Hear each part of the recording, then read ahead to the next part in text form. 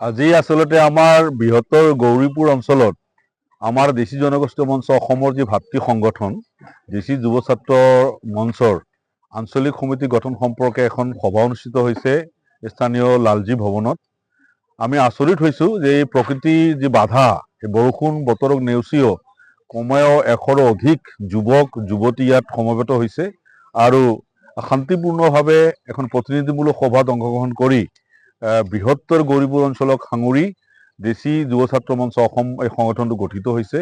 আমি আশাবাদী যে আগন্তুক দিনত দেশীসকলৰ যি অধিকাৰৰ আন্দোলন, দেশীসকলৰ যি পৰিচয় প্ৰতিষ্ঠাৰ আন্দোলন, দেশীসকলৰ যি ঐতিহ্য আৰু অস্তিত্ব ৰক্ষাৰ আন্দোলন, এই আন্দোলনত বৃহত্তৰ গৌৰীপুৰ অঞ্চলৰ যি দেশী যুৱ ছাত্ৰ মঞ্চৰ আঞ্চলিক সমিতিয়ে এটা গুৰুত্বপূৰ্ণ ভূমিকা গ্ৰহণ কৰিব। এই কাৰণেই যে আমি যি অৰ্থত দেশী সমাজৰ কথা কওঁ, সেই অৰ্থত গৌৰীপুৰে হ'ল ইয়াৰ প্ৰাণকেন্দ্ৰ। এই প্ৰাণকেন্দ্ৰক সাঙুৰি বৃহত্তৰ দেশী যুৱ ছাত্ৰ মঞ্চ গৌৰীপুৰ আঞ্চলিকে আগন্তুক দিনত দেশীসকলৰ সংস্কৃতি, দেশীসকলৰ অৰ্থনৈতিক বিকাশ, বৌদ্ধিক বিকাশৰ ক্ষেত্ৰত সামগ্ৰিক বিকাশত গুৰুত্বপূৰ্ণ ভূমিকা গ্ৰহণ কৰিব বুলি আজি ইয়াতে আমি আশাবাদী হৈছোঁ। আৰু এই ঐতিহ্যপূৰ্ণ গৌৰীপুৰ ৰাজ পৰিয়ালৰ ৰাজপ্ৰসাদৰ সন্মুখত আমি সমবেত হৈছোঁ আৰু এই ৰাজ পৰিয়ালৰ সৈতে আমাৰ সংস্কৃতি জড়িত হৈ আছে।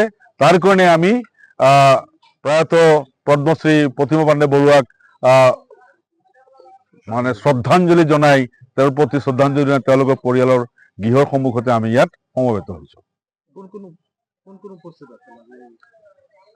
আজিৰ এই সভাত আচলতে আমাৰ দেশী জনগোষ্ঠী মঞ্চ অসমৰ যি ধুবুৰী জিলা সমিতিৰ সভাপতি ছাহিদুৰ ৰহমান, সম্পাদক আব্দুল্লাহ খণ্ডকাৰ, কেন্দ্ৰীয় সমিতিৰ সভাপতি মেহবুব হুছেইন, কেন্দ্ৰীয় সমিতিৰ সাংগঠনিক সম্পাদক ইমদাদুল হক খণ্ডকাৰ ইত্যাদি কৰি মই নিজেই কেন্দ্ৰীয় সমিতিৰ কৰ্ণধাৰ সমিতিৰ সদস্য আৰু উপদেষ্টা, বিভিন্ন পৰ্যায়ৰ মানুহ আমি ইয়াত উপস্থিত থাকিছোঁ। আৰু যুৱ ছাত্ৰ মঞ্চৰ যি জিলাৰ সভাপতি সম্পাদক মেছৰে আলী আতাউৰ ৰহমান উপস্থিত আছিল আৰু খুব শান্তিপূৰ্ণভাৱে, খুব জাকজমকভাৱে আজিৰ এই সমিতিখন গঠিত হৈছে। মই শ্বাহ আলম শেখ। মই প্ৰথমতে দেশী জাতি জনগোষ্ঠীৰ মঞ্চৰ সকলোকে মই ধন্যবাদ জ্ঞাপন কৰিছোঁ, কাৰণ মোক এটা গুৰু দায়িত্ব দিছে। এই গুৰু দায়িত্ব মই অখণ্ডৰে পালন কৰি যাম আৰু দেশীৰ হকে মই কাম কৰি যাম, দেশীৰ হকে মই মাত মাতি যাম। য'তে দেশী বিপদত পৰিব মই আগবাঢ়ি যাম, সেইটোৱে মই মোৰ প্ৰতিশ্ৰুতি দিছোঁ। আৰু দেশীৰ হকে মই সকলো সময়তে একত্ৰিত হৈ মই কাম কৰি যাম, সেইটোৱে মই প্ৰতিশ্ৰুতি দিছোঁ। আজি আমি 61জনীয়া এটা কমিটি গঠন কৰিছোঁ আৰু মই সভাপতি হিচাপে নিৰ্বাচিত হৈছোঁ। সাধাৰণ সম্পাদক হিচাপে সৰফৰাজ নৱাজ। যিকোনো খবৰৰ বাবে যোগাযোগ কৰক 7099017330 লগতে 7099017110 নম্বৰত।